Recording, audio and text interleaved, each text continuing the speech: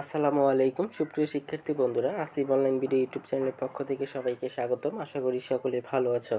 শিক্ষার্থী বন্ধুরা, তোমরা যারা এসএসসি ভোকেশনাল 2022-এ অংশগ্রহণকারী শিক্ষার্থী রয়েছ, বর্তমানে তোমরা যারা দশম শ্রেণীতে 2021-এ দশম শ্রেণীতে অধ্যয়নরত আছো, তোমাদের ইলেকট্রনিক্স মেনটেন্স ওয়ার্কস 1 দ্বিতীয় পত্র অ্যাসাইনমেন্টের সমাধান নিয়ে আসলাম আজকের ভিডিওতে। শিক্ষার্থীরা, আমি আবার বলছি, 2021-এ যারা ভোকেশনাল দশম শ্রেণীতে অধ্যয়নরত রয়েছ, 2022-এ যারা তোমরা এসএসসিতে অংশগ্রহণ করবে, তোমাদের দ্বিতীয় সপ্তাহের ইলেকট্রিক্যালস মেনটেন্স ওয়ার্কস 1 দ্বিতীয় পত্র অ্যাসাইনমেন্টের সমাধান নিয়ে আসলাম আজকের ভিডিওতে। তো শিক্ষার্থী বন্ধুরা, ভিডিওটি না টেনে সম্পূর্ণ মনোযোগ সহকারে দেখার অনুরোধ রইল। শিক্ষার্থীরা, তোমাদের দ্বিতীয় সপ্তাহের ইলেকট্রনিক্স মেনটেন্স ওয়ার্ক 1 অ্যাসাইনমেন্টে কী কী নির্দেশনা দেওয়া রয়েছে তাহলে চলো দেখা যাক। তো এখানে তোমরা দেখতে পাচ্ছ আমাদের আজকের বিষয় হলো ইলেকট্রিক্যাল মেনটেন্স ওয়ার্কস 1 দ্বিতীয় পত্র, এবং তোমরা দেখতে পাচ্ছ তোমাদের বিষয় কোড হলো 7323। এছাড়া তোমাদের স্তর হলো এসএসসি ভোকেশনাল, এবং তোমাদের অ্যাসাইনমেন্টের নং হলো 1। যেহেতু তোমাদের এটা প্রথম দেওয়া হয়েছে, সুতরাং তোমাদের অ্যাসাইনমেন্টের নং হলো 1, এবং অ্যাসাইনমেন্টটি দেওয়া হয়েছে অধ্যায় চতুর্থ এবং অধ্যায় সপ্তম অধ্যায় থেকে। চতুর্থ এবং সপ্তম অধ্যায় থেকে। চতুর্থ অধ্যায় হলো 3 ফেজ সার্কিট এবং সপ্তম অধ্যায় হলো মেইনটেনেন্স থেকে। এছাড়া তোমরা দেখতে পাচ্ছ তোমাদের অ্যাসাইনমেন্টে 4টা নির্দেশনা দেওয়া রয়েছে, যে 4টা নির্দেশনা সমাধান বা উত্তরপত্র আমাদের তৈরি করতে হবে। তো এখানে প্রথম নির্দেশনা হলো যে এসি সাপ্লাইয়ের ফেজ ও নিউট্রালের ব্যাখ্যা করতে হবে। দ্বিতীয়ত হলো এসি 3 ফেজ ব্যবস্থায় লাইন ভোল্টেজ ও ফেজ ভোল্টেজ এবং লাইন কারেন্ট ও ফেজ কারেন্টের ব্যাখ্যা করতে হবে। তৃতীয় নাম্বার হলো মেইনটেনেন্স এর সম্পর্কে ব্যাখ্যা করতে হবে। চতুর্থ নাম্বার হলো মেইনটেনেন্স ও মেরামতের পার্থক্য ব্যাখ্যা করতে হবে। তো সুপ্রিয় শিক্ষার্থী বন্ধুরা, এইগুলো ছিল তোমাদের 4টা নির্দেশক। তোমরা ডান পাশে দেখতে পাচ্ছ 4টা নির্দেশক রয়েছে, যেগুলো মেনে তোমাদের উত্তরপত্র তৈরি করতে হবে। তো আমরাও প্রতিবারের ন্যায় ব্যতিক্রম নয়, তোমাদের নির্দেশকগুলো মেনেই তোমাদের জন্য একটি সম্পূর্ণ নির্ভুল একটি নমুনা উত্তর তৈরি করেছি, যা তোমরা মনোযোগ সহকারে দেখলে বুঝতে পারবে। এছাড়া শিক্ষার্থীরা, তোমরা দেখতে পাচ্ছ প্রত্যেকটার জন্য 4 করে নম্বর বরাদ্দ করা রয়েছে। তোমরা যদি আমাদের এই অ্যাসাইনমেন্টের সম্পূর্ণ সমাধানটি মনোযোগ সহকারে দেখে তোমাদের উত্তরপত্র তৈরি করো, তাহলে অবশ্যই তোমাদের অ্যাসাইনমেন্টটি কাঙ্ক্ষিত বা বরাদ্দকৃত নম্বর পাবে। শিক্ষার্থী বন্ধুরা, আমি কিন্তু প্রত্যেক বিষয় অ্যাসাইনমেন্টের সমাধানের পূর্বেই কিন্তু তোমাদের অ্যাসাইনমেন্টের শিরোনাম বলে দিই। তো এবারও তার ব্যতিক্রম নয়। তোমাদের উক্ত ইলেকট্রিক্যাল মেইনটেন্স ওয়ার্কস 1 দ্বিতীয় পত্র অ্যাসাইনমেন্টের শিরোনাম হবে যে 3 ফেজ সার্কিট ও মেইনটেনেন্স বর্ণনাকরণ।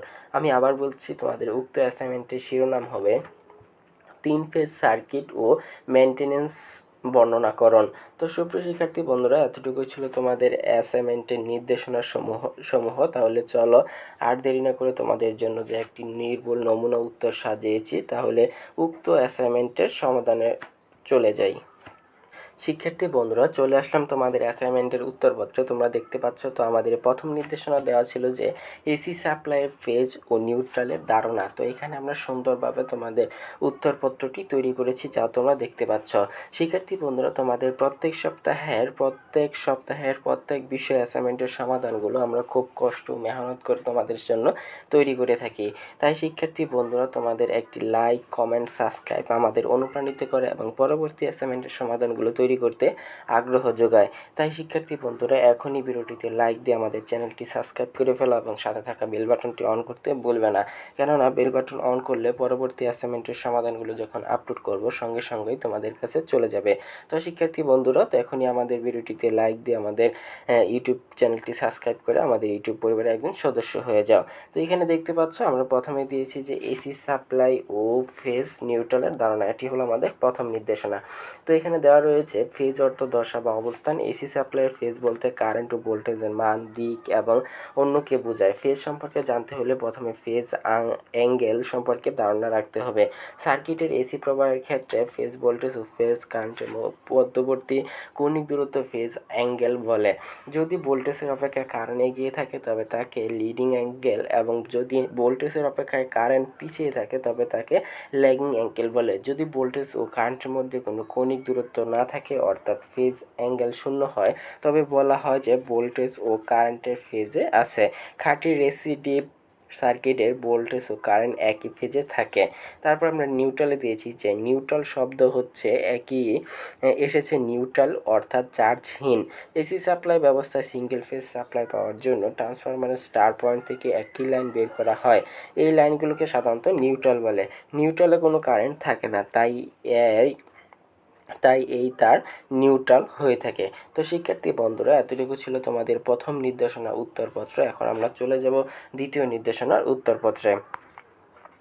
চলে আসলাম তোমাদের দ্বিতীয় নির্দেশনা। তো আমাদের দ্বিতীয় নির্দেশনা দেওয়া ছিল যে এসি 3 ফেজ ব্যবস্থায় লাইন ভোল্টেজ ও ফেজ ভোল্টেজ এবং লাইন কারেন্ট ও ফেজ কারেন্টের মধ্যে পার্থক্যকরণ। তো এখানে দেখতে পাচ্ছ আমরা সুন্দরভাবে তোমাদের উত্তরপত্রটি সাজিয়েছি এবং উক্ত নির্দেশনা বা উত্তরপত্রে আমরা আরও 2টি চিত্র অ্যাড করেছি যা তোমরা ক্রমান্বয়ে দেখতে পারবে। তো এইখানে আমরা দিয়েছি যে এসি 3 ফেজ ব্যবস্থায় সচরাচর 3 ফেজ 3 তার এবং 3 ফেজ 4 পদ্ধতি হয়ে থাকে।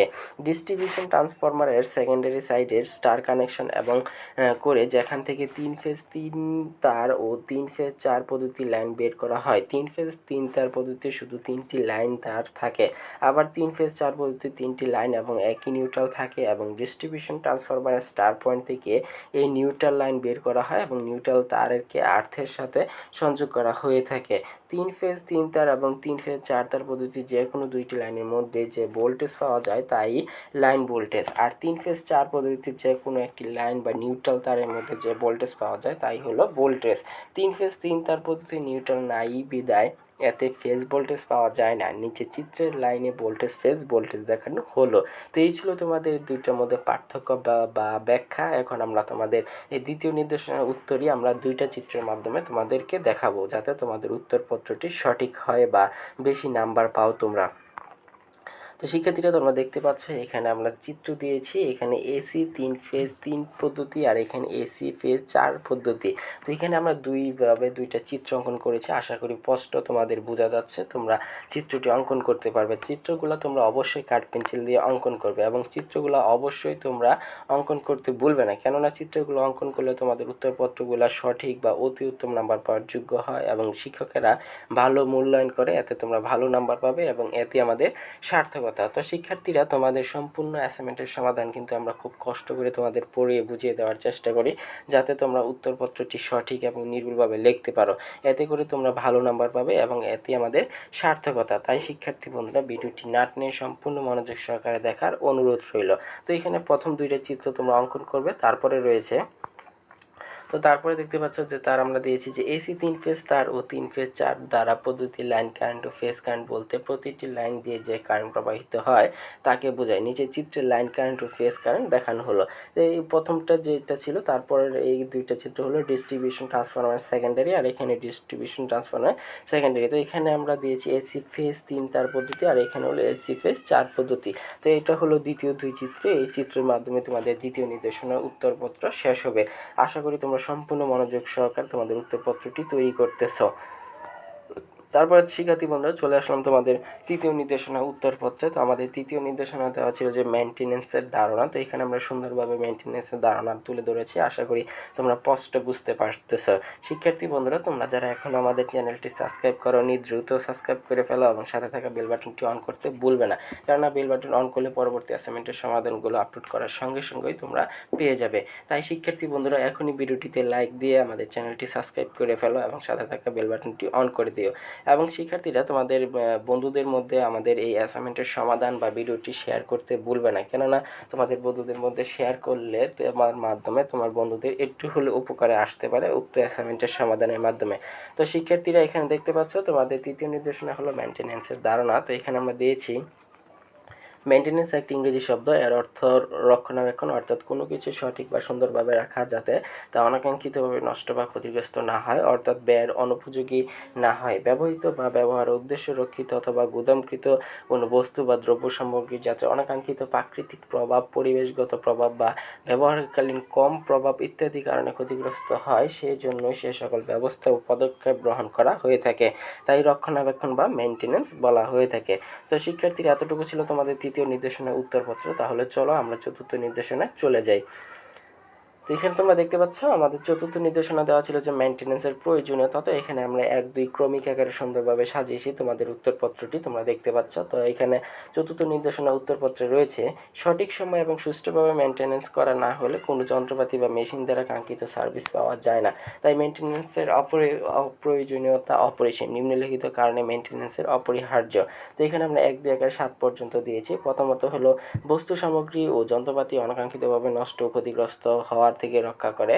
2 বস্তু সামগ্রী ও যন্ত্রপাতি থেকে সর্বাধিক উপযুক্ত বা সার্ভিস পাওয়া যায়। 3 যন্ত্রপাতি ও দ্রব্য সামগ্রীকে সঠিক ও নির্ভুল কাজে উপযোগী রাখা। 4 বস্তু সামগ্রী ও যন্ত্রপাতিকে দীর্ঘদিন ব্যবহারে উপযোগী রাখা। 5 মেরামতের ঝুঁকি ও ঝামেলা হ্রাস করা। 6 বস্তু সামগ্রী ও যন্ত্রপাতি দীর্ঘদিন ব্যবহার উপযোগী থাকে বলে আর্থিক সাশ্রয় হয়। 7 প্রয়োজনের সময় কাজের উপযোগী থাকে বলে সব সময় অর্থ 2 সাশ্রয় হয়। তো সুপ্রিয় শিক্ষার্থী বন্ধুরা, এতটুকুই ছিল তোমাদের অ্যাসাইনমেন্টের সম্পূর্ণ নির্ভুল সমাধান। আশা করি তোমরা ভিডিওটি না টেনে সম্পূর্ণ মনোযোগ সহকারে তোমাদের উত্তরপত্রটি তৈরি করতেছো। যদি তাই করে থাকো তাহলে অবশ্যই তোমাদের উত্তরপত্রটি সঠিক এবং অতি উত্তম নাম্বার পাওয়ার যোগ্য হবে। এবং শিক্ষার্থীরা, তোমাদের কমেন্টের ভিত্তিতেই কিন্তু আমরা অ্যাসাইনমেন্টের সমাধানগুলো দ্রুত দেওয়ার চেষ্টা করি। তাই তোমাদের কি অ্যাসাইনমেন্টের সমাধান প্রয়োজন তোমরা ভিডিওটিতে লাইক দিয়ে ভিডিওর কমেন্টে জানিয়ে দিও, তাহলে আমরা উক্ত অ্যাসাইনমেন্টের সমাধান খুব তাড়াতাড়ি দেওয়ার চেষ্টা করব তোমাদের মধ্যে। শিক্ষার্থী বন্ধুরা, আশা করি ভিডিওটি না টেনে সম্পূর্ণ মনোযোগ সহকারে দেখেছো। ভিডিওটি যদি তোমাদের ভালো লেগে থাকে, একটু হলেও তোমাদের উপকারে আসে, অবশ্যই ভিডিওটিতে লাইক, কমেন্ট এবং তোমার বন্ধুদের মধ্যে শেয়ার করতে বলবে না। সুপ্রিয় শিক্ষার্থী বন্ধুরা, এবং আমাদের চ্যানেলটি অবশ্যই সাবস্ক্রাইব করে বেল বাটন অন করে রাখবে, কেননা আমাদের এই চ্যানেলে সকল শ্রেণী অ্যাসাইনমেন্টের সমাধান আপলোড করা হয়ে থাকে। তো সুপ্রিয় শিক্ষার্থী বন্ধুরা, ভিডিওটি দেখার জন্য ধন্যবাদ সবাইকে।